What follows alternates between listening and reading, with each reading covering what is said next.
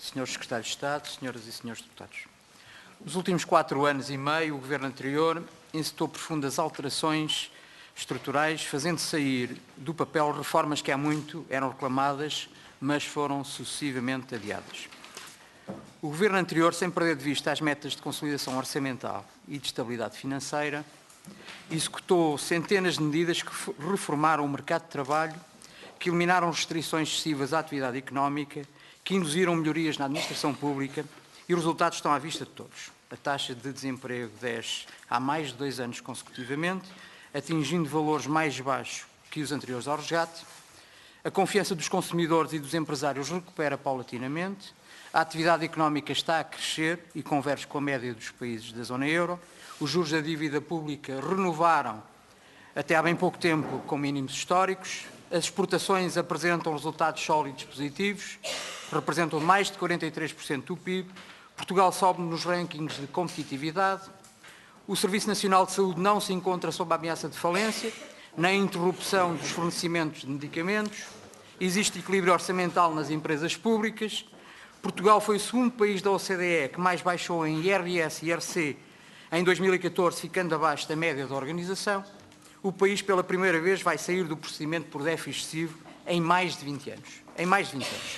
Este sucesso, temos a humildade de o reconhecer e devemos reconhecê-lo, foi devido ao modo admirável que as famílias e as empresas portuguesas responderam aos grandes desafios que se lhes colocaram. Senhora Presidente, senhores membros do Governo, senhoras e senhores deputados, ultrapassada esta fase de emergência em que a política irresponsável que mergulhou o país na maior crise financeira que há memória, o trabalho do Governo não está concluído. Portugal precisa de mais, os portugueses exigem mais. Neste quadro, o Governo anterior aprovou exatamente há um ano várias propostas de reforma da sua fiscalidade, nomeadamente a fiscalidade verde e do IRS. A desafio, os portugueses ouviram falar de impostos verdes, mas apenas isso. A reforma acabou por chegar pelas mãos do anterior Governo, enquadrada numa visão alargada e estratégica para o futuro, como se veio a comprovar com a recente Conferência do Clima realizada em Paris. Seguindo as melhores práticas internacionais a nível internacional, foi criado o quociente familiar, uma mudança da maior relevância que protege as famílias com filhos, mas não penaliza as famílias que não os tenham. Contribuiu também esta medida para a inversão do déficit demográfico que enfrentamos e que todos reconhecemos no diagnóstico, mas poucos contribuem para o poder resolver. Eis que o atual Governo pretende extinguir o quociente familiar e substituí-lo por um sistema de deduções fixas que alegadamente é mais favorável para as famílias que têm menores rendimentos. Sobre isso gostaria de ouvir naturalmente o Sr. Secretário de Estado. Sr. Secretário de Estado, quem tem menos rendimentos e quem paga menos imposto ou nem sequer paga é quem normalmente não efetua a despesa, porque não possui rendimentos. Estamos um pouco como na participação das famílias na devolução do IRS municipal, apenas usufrui do benefício as famílias que pagam impostos. Por isso mesmo, deveria ser incentivado o IMI familiar, este sim afeta a todos de forma proporcional. Relativamente à taxa à sobretaxa, queria dizer-lhe o seguinte. Pelo que percebi das suas palavras, cerca de 3,4 milhões de famílias portuguesas já não pagam sobretaxa. 2/3 das famílias portuguesas. Ou seja, porque se enquadram no escalão inicial de progressão da sobretaxa. Os senhores, entretanto, prometeram ao país, em eleições, que iriam abolir cerca de 50% desta sobretaxa. Ouvimos hoje, pela proposta do Bloco de Esquerda, que existem mais alguns pormenores a tratar, que ainda não é uma proposta definitiva, mas através da sua boca ouvimos já que irão ser referenciados ou que irão ser mexidos em cerca de 97% das famílias portuguesas. Só uma franja muito pequena não será afetada por isto. Eu pergunto, Sr. Secretário de Estado, com esta redução de receita fiscal e com o conjunto de despesa que é anunciada todos os dias, de que forma o Governo pensa resolver esta questão muito importante que se afronta do ponto de vista da execução orçamental. Preparar-se-á o Governo para, em muito breve prazo, com a alteração aos escalões do IRS, que estava prometida também já para este ano, mas que António Costa já remeteu para 2017, efetuar um assalto ao pote da classe média?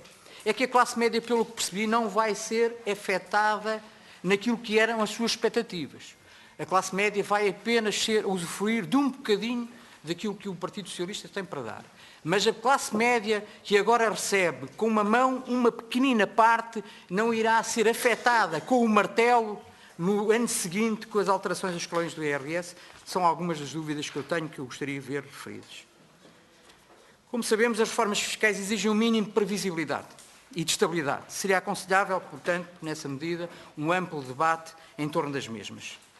Pergunto ao Sr. Secretário de Estado se não teme uma retração no investimento quando estão em cima da mesa a possibilidade de eventualmente voltar a ser aumentado o IRC, quando se coloca em cima da mesa o alegado aparecimento do famigerado imposto sucessório, que à altura da sua anulação era considerado o imposto mais arrogante do ordenamento fiscal português. Passando à questão orçamental e ao Sr. Secretário de Estado do Orçamento, que aproveito para saudar e que está por aqui. Aproxima-se a discussão orçamental e nós exigimos conhecer aquilo que o Partido Socialista e a coligação de esquerdas derrotadas e unidas, apelidadas de tempo novo pelo Bloco de Esquerda e também penso que já pelo Sr. Ministro das Finanças, Mário Centeno, pretende, e peço desculpa à Sra. Presidente por não enunciar o nome, eu penso que toda a gente sabe quem é PS, PCP e Bloco de Esquerda, portanto, mas vamos antes de irmos a estas questões, eu iria colocar ao Sr. Secretário de Estado e ia-lhe deixar o ponto de partida, aquilo que foi o legado que o anterior Governo lhe deixou, que eu acho que é importante, e não é dito por mim, é dito pela UTAU. E vou citar, o déficit orçamental acumulado até outubro de 2015 foi inferior ao registrado no mesmo período de 2014, verificando-se um aumento da receita e diminuição da despesa. Uma redução de déficit em 554 milhões. As despesas com prestações de desemprego apresentou nos primeiros 10 meses um decréscimo significativo em termos homólogos, tendo a despesa mensal apresentado mínimos desde novembro de 2008. E foi apenas 131 milhões. Pela primeira vez, desde que vivemos em democracia, tivemos um ano de eleições em que a despesa corrente primária baixou.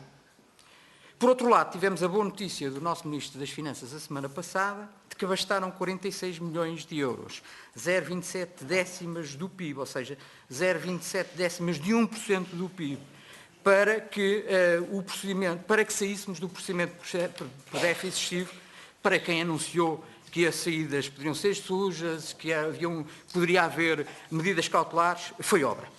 Perante estes sinais positivos, como pensam os senhores resolver o cenário que está no ar do acordo das esquerdas unidas, derrotadas nas últimas eleições, vulgo Tempo Novo, e vou referir só alguns aspectos. Reposição dos salários da função pública em um ano, 800 milhões de euros. 50% de sobretaxa em IRS, sensivelmente 465 milhões, penso que vai ser mais um bocadinho. Remoção total do corte das pensões, 250 milhões de euros. Descida do IVA da eletricidade e do gás para 6%, 100 milhões de euros. Descida do IVA da restauração, 260 milhões de euros. Reversão das concessões das empresas de transportes, 335 milhões de euros, isto por baixo, porque eu penso que pode ir aos 470 milhões, de acordo com informações que tenho. Eliminação das taxas moderadoras da saúde, 169 milhões. Para não falar dos 633 milhões evitados pelo Bloco de Esquerda, que não concorda com a redução na TSU. Números redondos, estamos a falar de 2.500 milhões. Para terminar, senhor... Eu vou terminar. Ou temos despesa que corta despesa, e estamos a falar de cortes no social, ou temos despesa coberta por receita fiscal, e isso chama-se austeridade ou aumento brutal de impostos.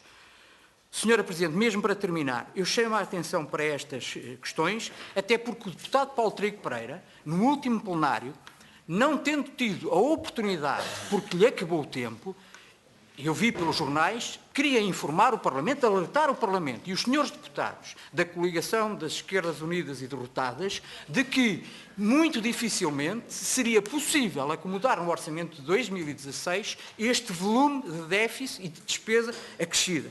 Nessas circunstâncias, Sra. Presidente, apenas dizer que estamos muito confortáveis naquilo que foi o nosso legado, sabemos, iremos até ao fim defender o interesse nacional e estaremos cá para assumir qualquer acordo que eventualmente o Governo das Esquerdas Unidas dos Deputados eventualmente queira contar com o PSD, mas estamos pouco tranquilos relativamente à forma como estas questões têm vindo a ser informadas à sociedade civil, e nessa circunstância tenho muito poucas esperanças que possamos ter, que os portugueses possam de forma segura acreditar que o seu futuro vai melhorar. Muito obrigado. Muito obrigada, Sr. Deputado Carlos Silva. Um esforço